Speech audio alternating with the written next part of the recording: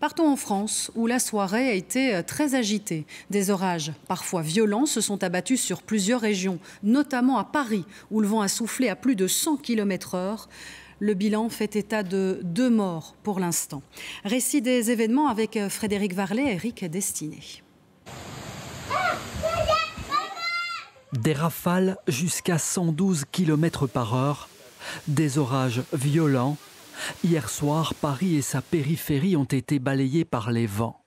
Certaines rues avaient même des allures de torrent. Et pour ceux qui ont trouvé refuge dans les bouches de métro, ce n'était pas beaucoup mieux. Certaines stations ont été fermées. De mémoire de Parisiens, on n'avait jamais vu ça. Alors tôt ce matin, les élagueurs étaient encore à l'ouvrage. Des centaines d'arbres ont été déracinés ou partiellement détruits.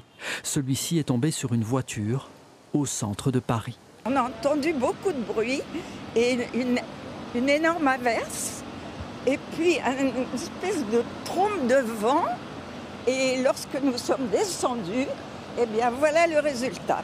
Même à l'Assemblée nationale, la pluie s'est invitée dans l'hémicycle. Merci, Monsieur le Premier ministre. Ça fuit. Est-ce que vous vous êtes aperçu qu'il pleuvait? Mais je viens de le voir, Monsieur le Premier ministre. On m'avait dit que l'hémicycle était étanche, mais visiblement... Résultat, suspension de séance. Ailleurs en France, comme ici dans les Hautes-Pyrénées, la grêle s'est même invitée. Dans le Cher, cette exploitation a subi des dégâts. Conséquence beaucoup plus dramatique près de Montauban dans le Tarn-et-Garonne, où un jeune garçon a perdu la vie. Quand je suis arrivée, j'ai pu constater les pompiers, le SAMU sur place. Et là, on m'a dit que c'était un enfant de 12 ans qui avait été écrasé par un arbre. Alors, ils ont mis un petit peu de temps à le retrouver sous un arbre.